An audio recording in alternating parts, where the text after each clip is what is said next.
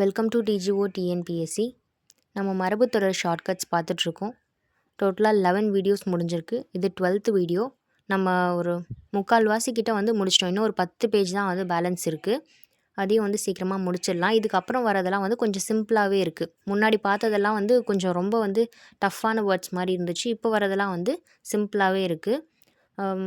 இப்போ தான் புதுசாக நம்ம சேனலை வந்து பார்க்குறீங்கன்னா மரபுத்தொடர் அப்படின்னு சொல்லிட்டு பிளேலிஸ்ட் க்ரியேட் பண்ணி அதில் வந்து எல்லா வீடியோஸுமே போஸ்ட் பண்ணி வச்சுருக்கேன்.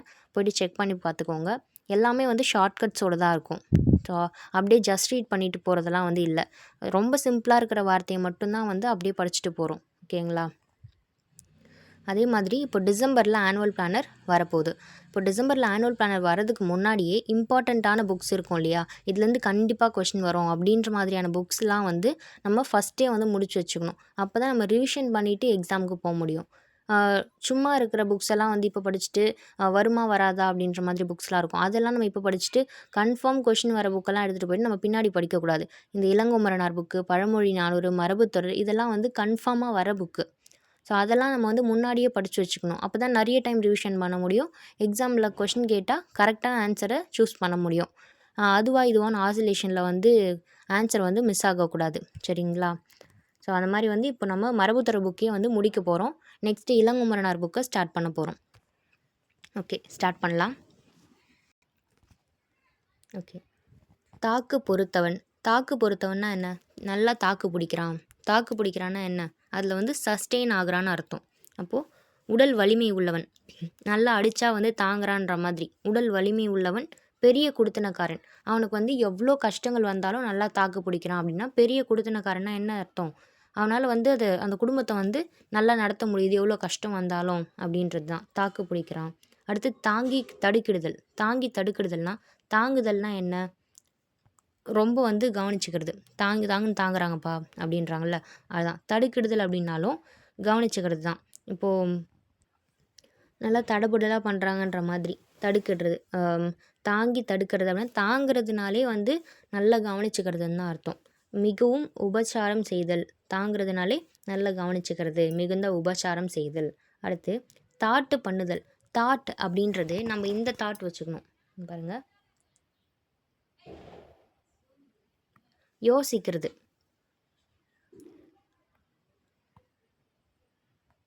இப்போது நம்ம தாட் பண்ணுறது அப்படின்னா யோசிக்கிறது இல்லையா? இந்த தாட்டுன்னா யோசிக்கிறது. நம்ம ஒரு விஷயம் வந்து யோசிச்சே வந்து முடிவெடுக்காமல் டைம் வந்து வேஸ்ட் பண்ணிகிட்ருப்போம். இது செய்யலாமா வேணாமா அப்படின்னு சொல்லிட்டு யோசிச்சே நேரத்தை கடத்துவோம். அப்போ காலம் கடத்துதல். அதே மாதிரி நம்மளுக்கு ஒரு விஷயம் வேணும்னு தோணும். இப்போது கடைக்கு போகிறோம், இந்த விஷயம் வாங்கி சாப்பிட்ணுன்னு தோணும். இல்லை இது நம்ம வீட்டில் வச்சா நல்லா இருக்குமே இந்த பொருள் அப்படின்னு சொல்லிட்டு தோணும். ஆனால் கொஞ்ச நேரம் கழிச்சு யோசிச்சுட்டு என்ன பண்ணுவோம்? இல்லை நம்மக்கிட்ட இருக்கிற காசுக்கு இது வாங்கினா மற்ற பொருளெல்லாம் வாங்க முடியாது அப்படின்னு சொல்லிட்டு என்ன பண்ணிவிடுவோம்? இல்லை வேணாங்கன்னு சொல்லிட்டு வந்துடுவோம். அப்போ மறுத்துடுவோம். தாட் பண்ணும்போது நம்ம டைம் வேஸ்ட் ஆகும். அதே மாதிரி நம்ம வேணும்னு நினச்ச பொருள் வேணான்னு தோண வச்சிரும். ஸோ மறுத்தலும் வந்து நடக்கும். அடுத்து தாண்டுகால் போடுதல். தாண்டுகால் போடுதல்னால் இப்போ நம்ம சின்ன வயசில் விளையாடிருப்போம். சேத்துல ஒரு கால் ஆற்றுல ஒரு காலுன்னு சொல்லிட்டு ஒரு கேம் விளையாடிருப்போம். அப்போ நம்ம என்ன பண்ணுவோம்? இதில் ஒரு கால் வச்சுட்டு இந்த பக்கமும் வந்து ஒரு கால் வச்சிட்ருப்போம். இதை சொன்னால் அதில் 2 காலையுமே வந்து இதில் வச்சிடுறது, அதை சொன்னால் 2 காலையும் தூக்கி அதில் வச்சிடுறது அப்படின்ற மாதிரி விளையாடிருப்போம். அதே மாதிரி தான் இது வந்து புக்ஸை வந்து சொல்கிறாங்க. இப்போது புக்கை வந்து நம்ம இப்போ 10th சோஷியல் புக்கு எடுத்துக்கோமே. இப்போ ஹிஸ்ட்ரி படிச்சுட்டே இருப்போம், நம்ம போர் அடிக்கும், மறுபடியும் ஜாகிரஃபி போவோம். அது கொஞ்சம் நேரத்தில் போர் அடிச்சதுன்னா எக்கனாமிக்ஸ் போவோம். இந்த மாதிரி வந்து நம்ம மாறி மாறி வந்து படிப்போம். அப்போ தாண்டிக்கிட்டே இருப்போம். அதில் ஒரே விஷயத்தில் இல்லாமல் தாண்டி போகிறது, அதுதான் வந்து தாண்டுகால் போடுதல். புக்கில் இங்கொரு பக்கம் அங்கொரு பக்கமாய் படித்தல். இப்போ தாண்டிக்கிட்டே இருக்கிறது. அடுத்து தாம்பும் தோண்டியுமாய். தாம்பும் தோண்டியுமாய். இதில் பாருங்கள், இப்போ நம்ம கிணத்துல குடம் வந்து இப்படி இருக்கும் இல்லையா? இப்படி இருக்கும். கிணத்துல விடுற குடம் வந்து இப்படி இருக்கும். இதில் வந்து தாம்பு கயிறு வந்து ஒன்று கட்டியிருப்பாங்க.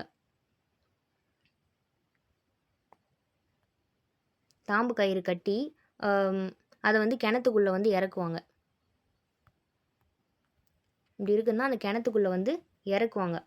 அப்போ இறக்கும்போது இந்த இடத்துல தோண்டியும் அந்த தாம்பு கயிறும் வந்து நல்லா ஒற்றுமையாக இருக்கிறதுனால தான் அந்த வேலையை அதனால் செய்ய முடியுது. அந்த தண்ணியை போயிட்டு எடுத்துகிட்டு வர முடியுது.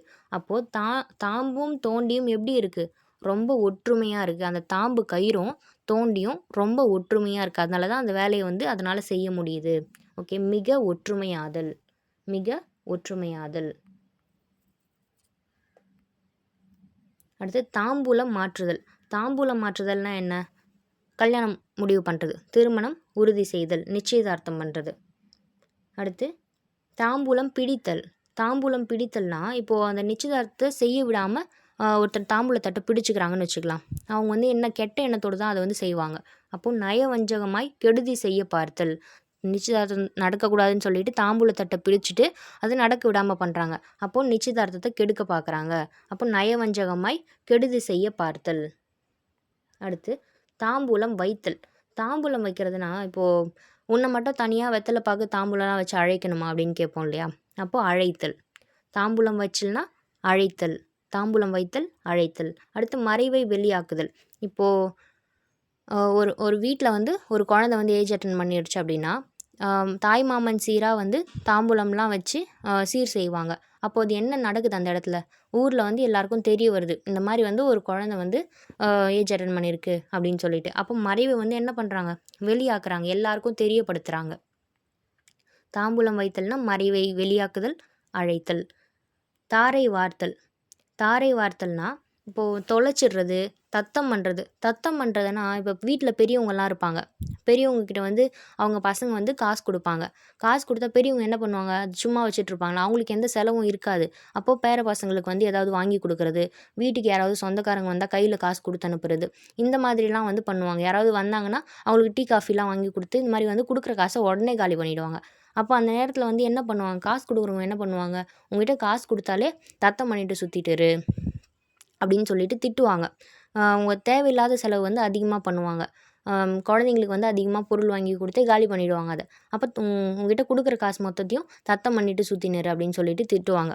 அப்போ தத்தம்னா என்னது? வீண் செலவு பண்ணுறது, தாரவாக்குறது. அந்த காசு வந்து அவங்க கையிலேயே இல்லாமல் பண்ணிவிடுவாங்க, அதை தாரவாக்குறது. அடுத்து தொலைச்சிடுறது. தொலைச்சிடுறதுனா இப்போது நம்ம இதுவும் பேச்சு வழக்கில் சொல்கிறது தான். இப்போ வந்து ஒரே ஒரு மூக்குத்தி தான் இருக்குது, இல்லை கம்மல் தான் இருக்குது அப்படின்னா அந்த திருவாணி தொலைச்சிட்டோம் அப்படின்னா இருந்தது ஒரு பொட்டு தங்கம் தான், அதையும் தாரவாத்துட்ட அப்படின்னு சொல்லுவோம் இல்லையா? அப்போ தாரவாக்குறதுனா தொலைச்சிடுறது. அடுத்து டார் தாராய். டார் தாராய்ன்றது நம்ம இப்போ வந்து டார் டாராக கிழிச்சிட்டோம். டார் டாராக கிழிச்சினா துண்டு துண்டாக கிழிச்சிட்டோம், அதான் டார் டாராய். தார் பாய்ச்சுதல்.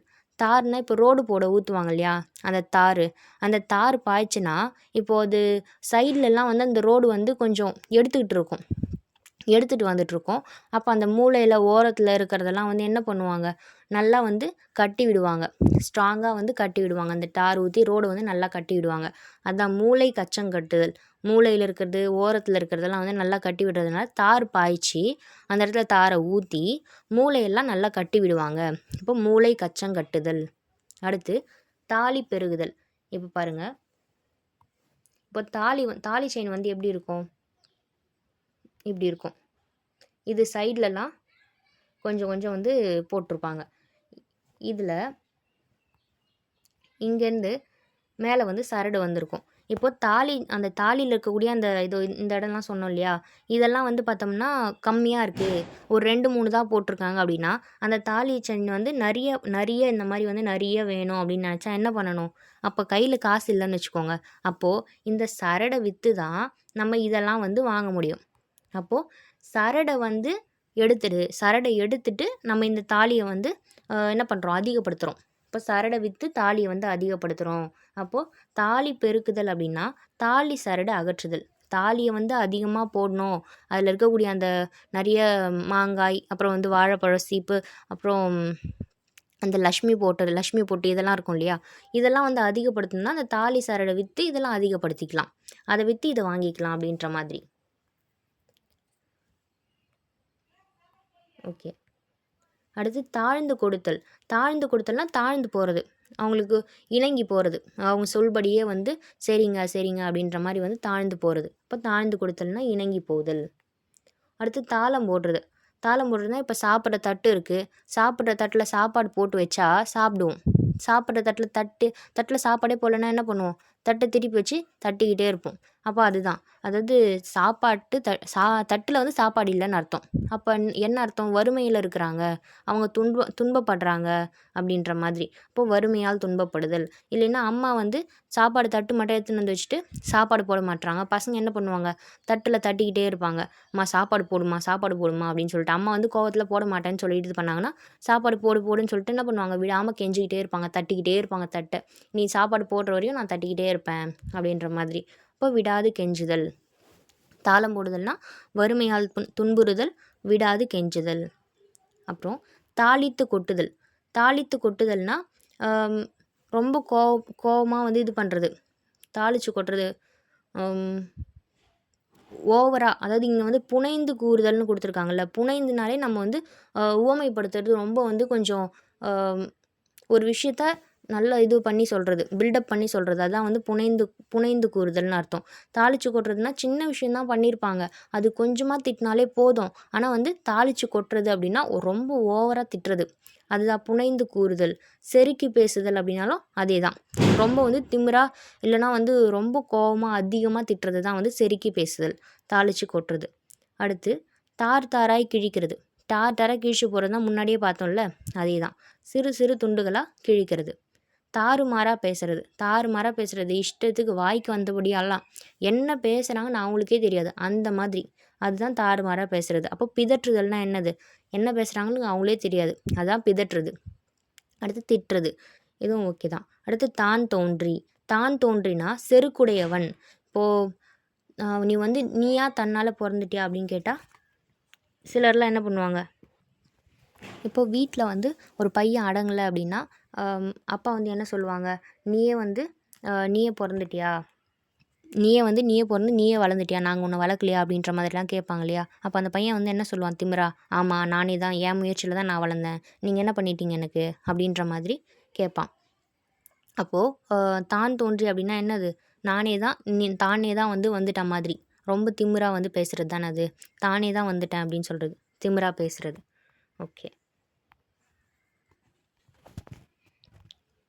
ஓகே, இப்போது கொஷின் கேட்குறேன், ஆன்சர் பண்ணி பாருங்கள். ஃபஸ்ட்டு கொஷின், தாம்பும் தோண்டியுமாய். தாம்பும் தோண்டியுமாய். தாம்பும் தோண்டியுமாய். ரெண்டாவது கொஷின், தாம்பூலம் பிடித்தல். தாம்பூலம் பிடித்தல்.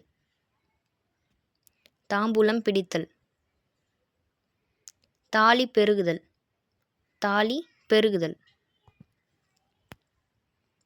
தாலி பெருகுதல். லாஸ்ட் கொஷின், தாட்டு பண்ணுதல். தாட்டு பண்ணுதல். தாட்டு பண்ணுதல்.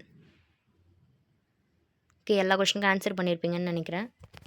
ஷார்ட்கட்ஸ் பிடிச்சிருந்தா ஒரு லைக் பண்ணிக்கோங்க, சேனலை சப்ஸ்கிரைப் பண்ணிக்கோங்க. ப்ளேலிஸ்ட்டில் மரபுத்தொடர்ன்ற ப்ளேலிஸ்ட்டில் மரபுத்தொடர் ஷார்ட்கட்ஸ் எல்லாமே போட்டிருக்கேன். ஸோ போயிட்டு செக் பண்ணி பார்த்துக்கோங்க. தேங்க்யூ.